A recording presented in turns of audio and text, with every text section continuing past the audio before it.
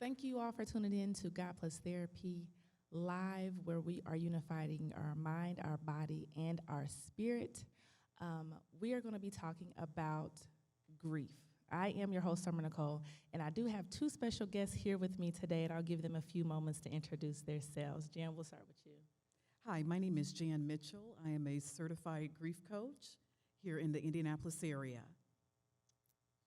Yes, my name is Alexander Burks. I am a licensed therapist in Indiana as well. I am the executive director of Hoosier Families, which is a social service agency. We deal with abused and neglected children and their families.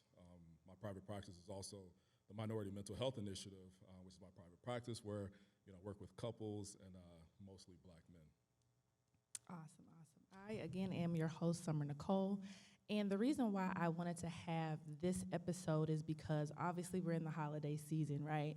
And I understand that there's a lot of people like myself that may have had loss around this time and need to find out ways to kind of properly navigate and actually recognize what they're feeling is grief, because it may not be something that they are aware of.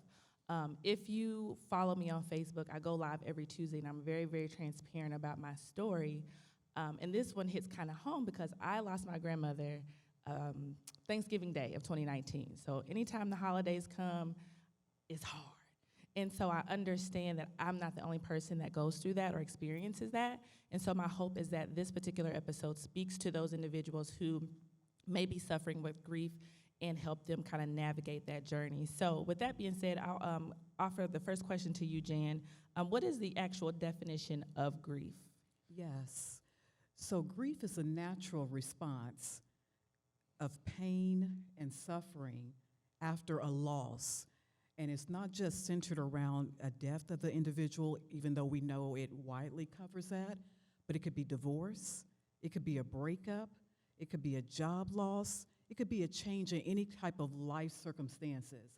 But it's that overwhelming feeling of sorrow because of the loss. I'm glad you mentioned that. We often correlate grief with death, but as you mentioned, it can cover a wide variety of different obstacles or circumstances that we go through in life. So that actually ties into my next question.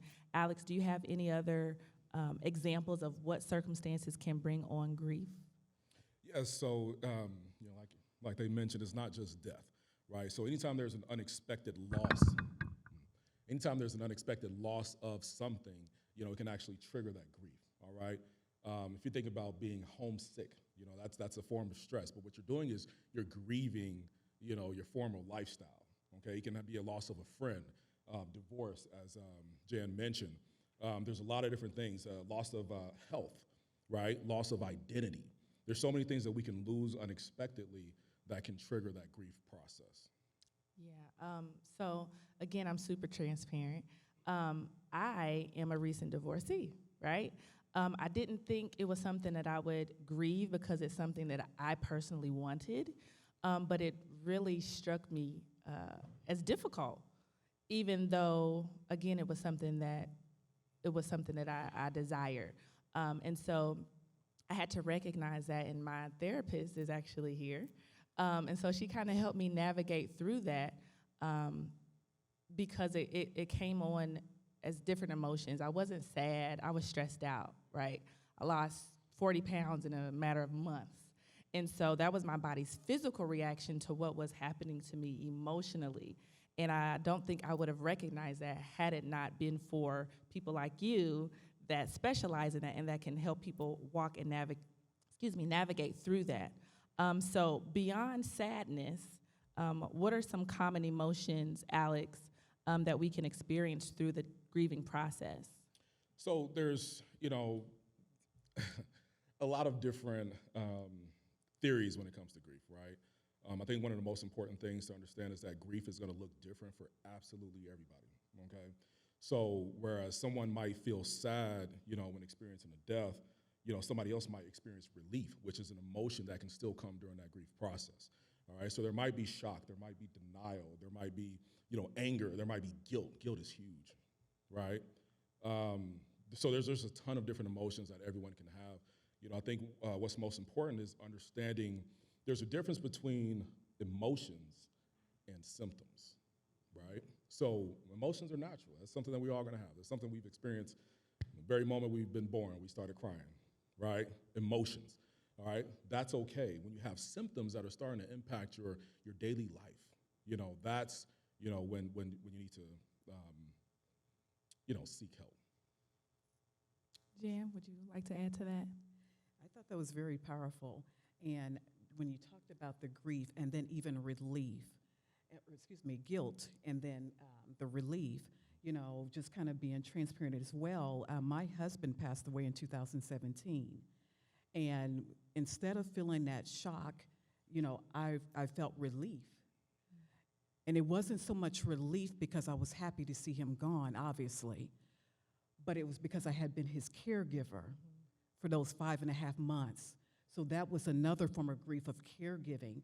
But at the same time, a lot of people sometimes you mention you fight with that relief. You feel guilty for feeling it because you're like, I shouldn't be feeling this. Why do I feel relieved? And that even comes with the guilt of trying to move forward or move ahead, and you may feel like, am I forgetting about this person because I'm allowing myself to move on? And or did I do everything I was supposed to do? That's the big one. Could I have stopped this? And the reality of it is, no, you couldn't have. There may have been some things you may have held in place there may have been some things, but I like to tell people you can't hold yourself guilty for that. Release yourself from that. You are not guilty.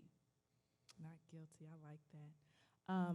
So my next question, can unresolved grief affect your mental health in the long term? And if so, how? And I'll pose this to both of you. Alex, we'll start with you. Yes, simple answer is yes. All right, so prolonged grief, when we consider prolonged grief, okay, we consider grief in general. That's something that everybody has experienced, everybody is aware of, right? When we start talking about the prolonged grief, we're talking about symptoms that have lasted for 6 months or longer, all right? Now, that's when it's like, hey, we need to seek some help, all right? So, prolonged grief can show itself in depression, right? So feelings of sadness, just overwhelming feelings of sadness, no longer being interested, in normal hobbies and things like that, not wanting to get out of bed, right? So that depression, right? The anxiety, the, excessive worry, right? And there's physical health symptoms as well, that have been proven to come from, stress and prolonged grief and things like that. So, anytime you see your normal activities changing, you see different shifts in, how you operate, if parenthood is being affected, right? Your job is being affected, your sleep is being affected, your eating habits are being affected, you're losing weight and things like that. These are all symptoms. Remember, most of the symptoms, right? We have symptoms that need to be addressed, okay? Jan? I agree. I think he explained it quite well, so I'm going to leave it at that. Okay. All right, so the next question is, how does one strike a balance between acknowledging grief and what you mentioned, moving forward without suppressing those emotions? So I'll pose that to you, Jan. Yes, I would say it sounds simple, but it's not always simple to do. And that's first by starting and acknowledging it. Trying to move forward in life without acknowledging the fact that you're grieving is like putting your foot on the accelerator of a car while you're parked in neutral. Your wheels are going, you look active, but you aren't going anywhere. So you have to take time to acknowledge that grief, because whether you want to acknowledge it in that moment or not, it's going to acknowledge you. It's going to show up. And I can say that even from a personal experience, I was that person, I'm a mom. And so after my husband passed, let me go. I got to keep going. I can't let myself feel for a moment. I got to work. I got to do this. I got to do that. And one day it caught up with me. And it was like, wait a minute. No, you need to deal with me before I deal with you. And it can show up in mental health, as you just mentioned. It can show up in depression. It can show up in all these avenues. So in order to move forward, you've got to deal with it. And the moment, I always say, the moment I allow myself to feel is the moment I begin to heal. As long as I pretended that it did not exist, I wasn't moving forward. I was stuck in neutral. That's so good. Something that was brought up in a previous, podcast, avoidance. I'm so guilty of that. I'm the type of person, it is what it is, it just happened. Life has to keep moving. It is what it is. You know, I'm a mom, I'm an employee, I'm an entrepreneur, I'm active in ministry. All these things that I have to keep busy and keep doing because it doesn't stop. I don't take the time to actually acknowledge what's going on. And I think, again, that's what happened to me personally. I didn't acknowledge it. Yeah, whatever. Tomorrow's a new day. I still got to get up, get my kids to school. I have to work. I have to do all these things. And not acknowledging that can, I believe, and you guys tell me if I'm wrong, affect your physical health. So I think it's super, super important on acknowledging that. And so my next question, once we've acknowledged it, right, we're taking the necessary steps to heal that. What are some self-care rituals or routines that you guys can recommend to alleviate the intensity of the grief symptoms? Alex. Okay, so if you know me, something I tell everyone, right? So like we said, grief can show itself in many different ways, right? One of the most recognized ways is, through depression, if it's prolonged grief, right? That's something kind of common, right? I tell everyone to get in the gym, just exercise, right? So God made our body amazing, right? So let's say I cut myself, it might hurt for that, little small moment, but the way he developed us, we have this type of endogenous morphine in us that's gonna take that pain away, right? So we also have, 4 happy hormones in us. You got endorphins, serotonin, oxytocin, and somebody help me out. Endorphin, serotonin, oxytocin, dopamine, right? So with these 4 hormones, right, 3 of them get released while we're working out, while we're in the gym, while we're running, while we're doing whatever, right? The 4th one gets released while listening to good music, which you're doing in the gym anyway, okay? So it's perfect. It's something perfect to do. Other things I recommend people to do is to develop or establish a daily routine, right? Because when you have, if one of your symptoms of the prolonged grief is depression, consistency is necessary, developing a routine, because you're not gonna wanna get out of bed, right? If you have a routine, you're gonna get out of bed, you're gonna at least handle business, you're gonna start making those small steps, towards progress. Obviously, I wouldn't be a therapist if I said develop a therapy routine as well, all right? I'm in therapy faithfully, weekly, even though I'm a therapist. Every therapist I know got a therapist, okay? It's something that's necessary, all right? It's something that's necessary, so whether you're doing it weekly or bi-weekly, it's part of that routine. You can also, engage in different mindfulness exercises, relaxation techniques. Prayer is a form of meditation. I'm sorry, I should have mentioned that first. But prayer is a form of meditation, right? Do it, but establish routines so you can be consistent with it. Because getting through grief, it's not an overnight process. It's something that's gonna take intentional effort. Jan? Yes, I agree with everything that he mentioned. For those of us who don't like exercising, no, I'm kidding. I'm kidding. But I would think even too, staying social. Sometimes when you're grieving, you want to stay in a corner and keep it to yourself because you figure no one wants to hear me. No one wants to be bothered around, hearing me constantly. But that's actually your form of therapy. It's psychotherapy, it's talking, getting it out around safe people. And sometimes you need that, like you talked about the routine, to shift you, because sometimes we can get into a routine of depression and we have to do something a little bit different. And so allowing ourselves to be out in social around safe people, and I do stress the word safe, those who can handle your story, those who can handle your grief, without judgment and not making you feel like, shouldn't you be over this already? You need a safe space with safe people and like you said, with therapy. Another means of self-care I think of is crying. Sometimes we don't allow ourselves to cry, and that will build up in your body. And so you need that emotional release because your body needs something to do with all of that grief that it's feeling. And sometimes, and I know, again, it goes to us moving so quickly. I was guilty. You know, I think it was probably 6 months after my husband passed before I actually had a really good cry because I was on my adrenaline, still pushing. But make time, schedule time for yourself to cry. And then while you're scheduling, also schedule sleep. Now, I know that may sound weird. I'm like, okay, well, I'm depressed about it, so I'm sleeping. That's why I said schedule it. Put yourself on a timer. I have this long to sleep. I need this. This is how much sleep I need. Then I need to get up so that I can start making sure that I'm active. I'm making sure I'm getting the adequate rest that I need, but I'm also not sleeping so long that it's leading me over to depression. That's good. That's good. So we were talking about therapy as a source of self-care during this process. Kind of expanding on that, what role does a professional therapist or counselor play in effectively helping people navigate their grief?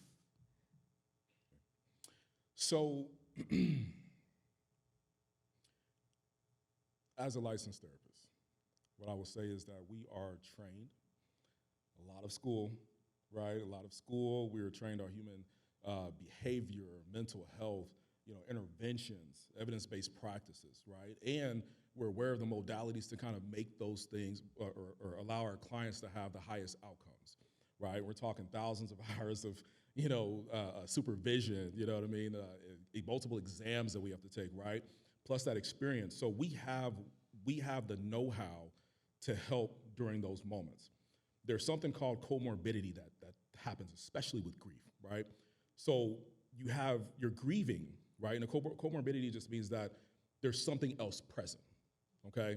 So you might be grieving, but you might also suffer from major depression. You might be grieving, but to cope with your grief, you've turned to alcohol and drugs. So now there's a substance abuse concern, right? So we know how to handle those comorbidities, and that's why it's important to deal with a professional, all right? Your friend can only help you so much, all right? And so when there's other mental health concerns that are in the mix, which is usually going to be the case, right? Maybe not initially, but it's something that's developed. Remember, we're talking about prolonged grief, right?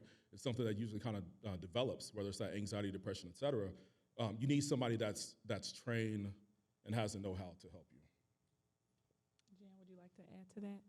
No, I think that was wonderful. All righty. So, Alex, you mentioned prayer also as another form of self-care or meditation throughout the grieving process. Jan, I'll pose this to you. So, how can spirituality or faith-based practices significantly contribute to managing and navigating grief? Yes. So absolutely agree in prayer, being the first, because that's, like you said, it's meditation, and also it's communication, because you're getting that release.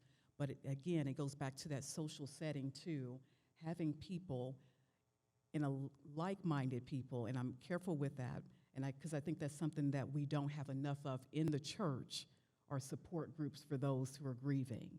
It's kind of like, okay, here's your meal, we're gonna prepare this meal, we do the repast, but then they're gone. And so I think we need to do a better job of establishing, so I appreciate this platform that you have with God Plus Therapy, and I appreciate that, but I think just educating the faith-based community on how to navigate grief and how to minister to those people who are grieving on various levels of grief, and not just for that moment, but having somebody who can walk with them through that journey. And I think, I think the church is coming more into the acknowledgement of that. I work currently and sit on the board with the Community Advisory Council with IU Health Neuroscience. And so I've been working with them here recently in the dementia care and so forth for caregivers dealing with grief. And just how I'm seeing the faith-based communities really kind of come in, and they're wanting to know, they want the knowledge. And guess what? The medical field wants you to have the knowledge. they're recognizing now how much the faith communities could help them, and vice versa. So, so I think just really for the faith-based community, I think just educating ourselves, being open to these type of conversations, not being afraid of grief. Grief is not a scary thing. You know, it could be good for us. Grief is your body's way of saying something, acknowledging something's wrong. I'm hurting. Like you said, it's an emotion. It's a God-given emotion. And anything God allows and gives is good. So it's not a negative. And I think as we continue to educate, like you're currently doing, and this faith-based podcast, you're educating people on grief. I think that's very practical and helpful for those who are going through it. Thank you. Alex, you want to add? You know, church is necessary, right? It's our way of, well, I would say, you know, practicing your spirituality is what I'll say is necessary, because not everybody attends church, right? But it's necessary because it's your way of coping with stress, right? You have your sense of belonging, right? There's so much that comes from that. You know, you have your routine even, something as simple as that. There's so much that comes from it that's necessary, you know. But one thing I'll say is that, you know, God is going to speak through us through multiple ways, okay? You got people, his word, and his creation. And if you're, you know, one of those dreamers, you know what I'm saying, I feel sorry for you, but, you know, he might speak to you, you know, through dreams as well. You know, so church is going to give you that opportunity to get that social support, all right? And it's, you know, also obviously important to have a therapist or, you know, professional to help you with that as well. When we choose to ignore grief, what we're doing is we're limiting God's ability to speak to us, all right? That's good. It just is what it is, you know? When it comes to, I mean, his word is always there, right? We always have his word, but people, that's what we try to shut out. You know, if you have a pastor, he's using that pastor to speak to you. That's a person, okay? So try not to ignore it. Try not to ignore those symptoms and do it. You know, what I tell a lot of people is, you know, sometimes I'm a kind of nerd, but anyway, sometimes, you know, there's rivers that, you know, kind of get clogged, right, where the water can't flow because of different logs that are in the river, okay? Like the logs, they'll pile up, you know, on each other. But if you consider those logs as, you know, symptoms, right, the bad symptoms from grief, if you just move one or two logs, sometimes it's enough for that water to push everything through, okay? Yeah, I can't snap. But yeah, so, you know, just take those small steps, you know what I mean, to handle your grief. And church is definitely number one. Yeah, I'll just add to that, and I'm not a professional, don't proclaim to be, but I just speak for me. Church is where I release. This is where I can give everything over to God, right? No longer needing to hold on to it. This is where I pour out my soul, everything that I am, and he can take it.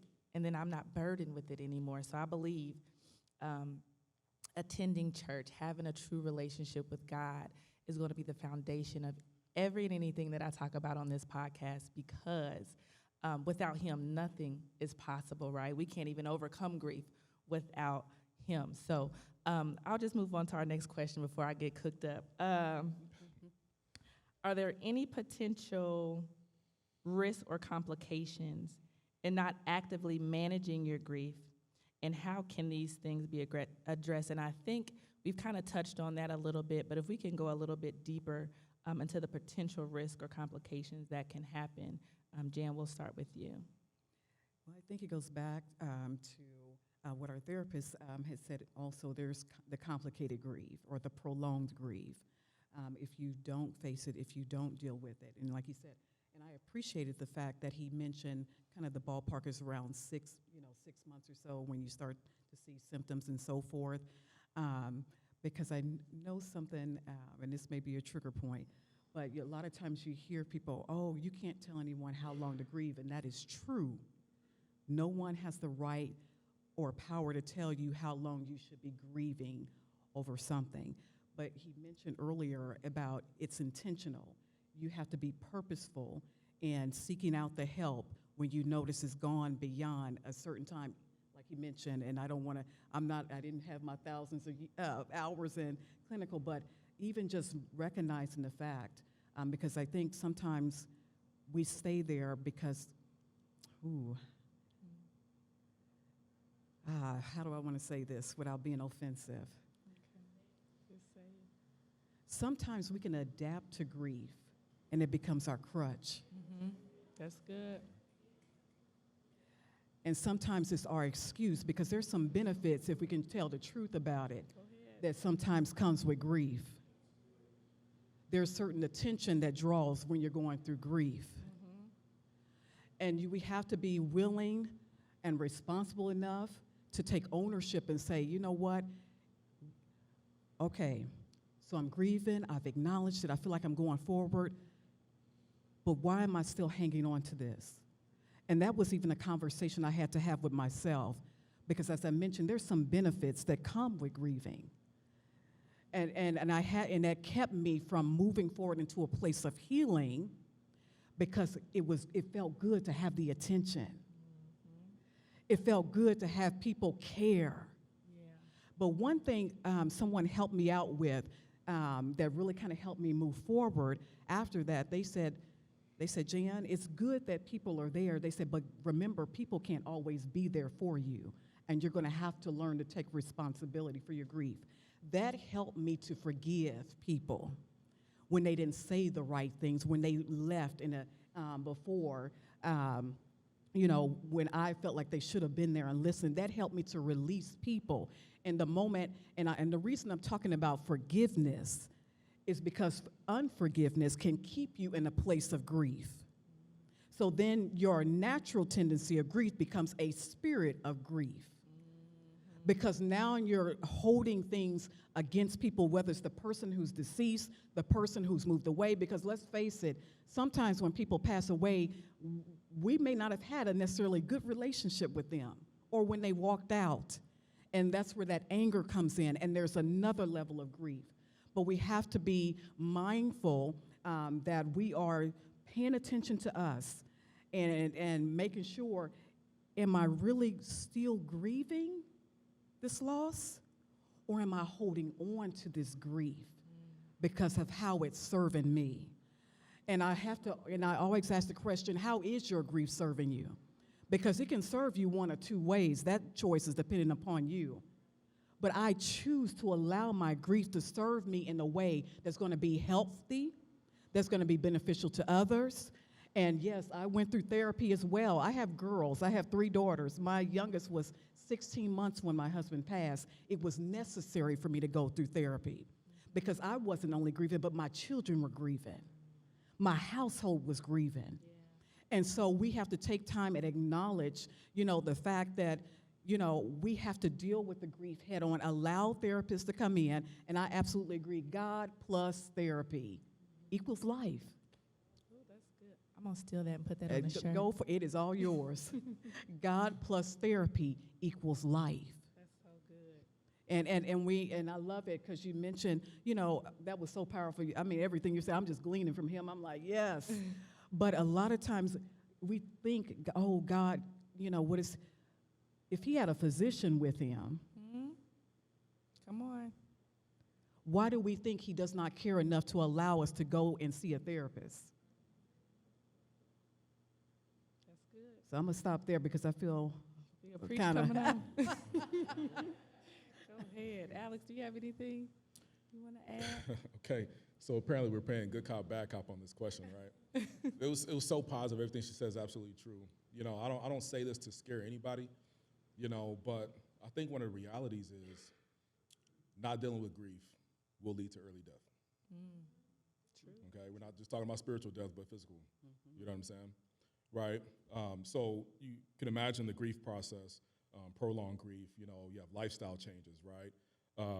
Parenthood is going to be affected, which means that, grief, like not dealing with grief is multi-generational. We're messing up our kids. You know what I mean? We're not dealing with grief, right?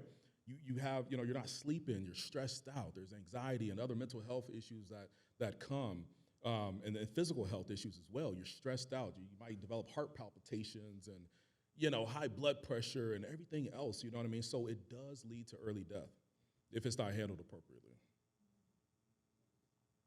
So That's good. Hey, we need all the information, okay? So this will be my last question, and I'll open it up for the audience to ask questions. And I didn't even have this written down, but so I'm sorry if I'm catching y'all off guard. as it relates to children, there's a loss, whether it's a passing of someone or a divorce. In my instance, how can you, or what do you suggest for the parent to do to help the children cope and become okay in the new normal that is without the additional or the other parent? Jan, I'll ask you that first. I think it goes back to therapy. You know, allowing your children to go through therapy is going to be very needful. And then allow yourself to be human. Because sometimes we try to hold back tears in front of our kids because we think it's going to mess them up. And in actuality, by you releasing in front of them, it shows them, number one, that you're human. Number two, it releases them to be able to know how to show emotions and have emotions, that they don't have to be so hardcore that they have to put on this front. But it also is bonding. It helps you all heal together. Because like he just said, it's multi-generational. Grief doesn't just impact one person, it impacts the whole. And when we don't allow our children to see us grieving, to crying, then when they run into complications, oh, I got to suck it up.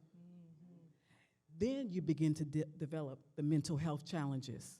Because again, grief, it impacts you mentally. It's an emotional, it's an emotion, but if we don't deal with it, it will show up in your body.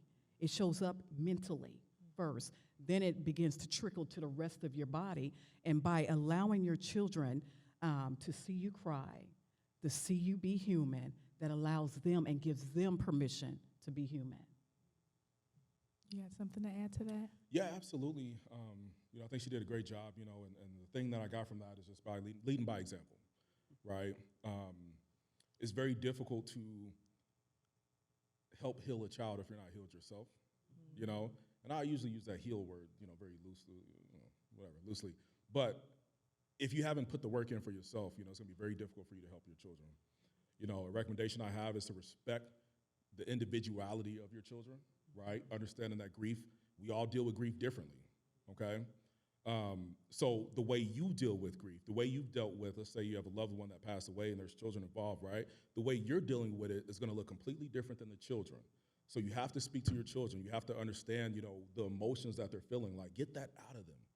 You know what I mean? And then you can actually make a decision of, what else we need to do. Like, do we need to seek professional help, right? Do we need to, engage in some type of activity just to kind of get them out of their funk? Like, whatever it is, like, you have to respect that individuality. If you have 3 children, every single child is going to deal with that grief differently. All right? So that's something I'll add to it. Okay, perfect. Thank you. So I'll go ahead and open it up if anyone has questions or comments in the audience.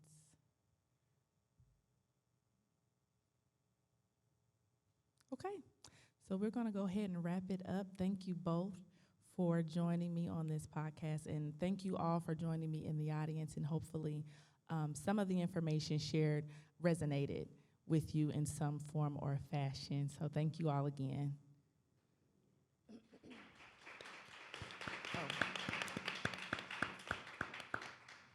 There are a couple of ministers here. If anybody is dealing with grief or anything else that they would like to receive prayer for, I do have a couple of ministers from my church that are willing to do that for you. And then also there are a few vendors set up in the back. And then I also have a table in one of the middle rooms back there. So it's time to network, connect, and get to know each other.